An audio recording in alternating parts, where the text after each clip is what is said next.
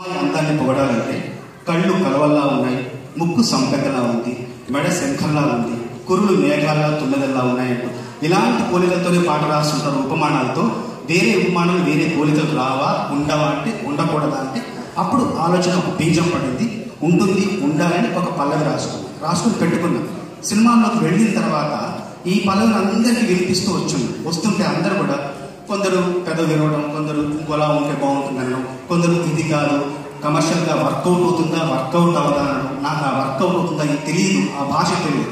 చివరికి అలా ప్రయత్నిస్తూ విసుగు విరామం లేకుండా ఒకనొక మిత్రుడికి ఆ పాట చెప్తే ఆ మిత్రుడు ఓ సినిమాకి కో-డైరెక్టర్. చెప్పగానే భయ్యా చాలా బాగుంది పల్లవి, నేను గనక దర్శకుడినైతే నా మొదటి సినిమాలో మొదటి పాటగా ఇదే రికార్డ్ చేస్తాను అని మాట ఇచ్చారు. ఆ మాట ప్రకారం తను డైరెక్టర్ అయ్యాడు. తన సినిమాలో మొట్టమొదటి పాటగా ఈ పాట రికార్డ్ చేశారు. ఆ పాట ఏమిటంటే మీకోసం. నీ నవ్వుల తెల్లదనాన్ని నాగమల్లి అప్పడిగింది,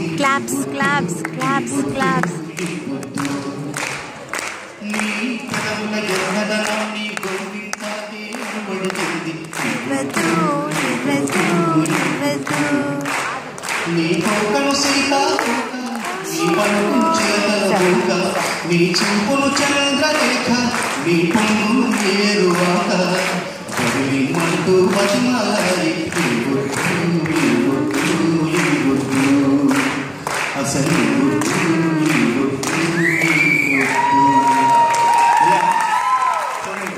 ఇలా పల్లవిలో చంద్రాల్లో చాలాసార్లు ఇవ్వద్దు అన్నందుకు ఆ సంవత్సరం రాష్ట్ర ప్రభుత్వం నాకు నంది పురస్కారం వచ్చింది.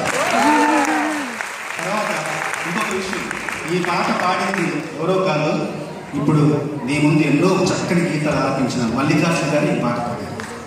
అయితే ఈ పాట ద్వారా నేను నేర్చుకున్న విషయం ఏంటంటే కొత్తదనం. ఎప్పుడు మీకు అందరికీ తెలుసు, మీరు ఎంతో శ్రమించి ఎంతో కొత్తగా ఆలోచిస్తే నేను ఈ స్థితిలో ఉన్నారు. కొత్తదనం అనేది ముందు తిరస్కరింపబడుతుంది, తర్వాత ప్రశ్నింపబడుతుంది, తర్వాత హేళన చేయబడుతుంది, ఆ తరువాతే గుర్తించబడుతుంది, ఆ తరువాతే కీర్తించబడుతుంది. పాట ద్వారా తెలుస్తుంది. నేను అవలంబించిన రెండవ సూత్రం కొత్తదనం తర్వాత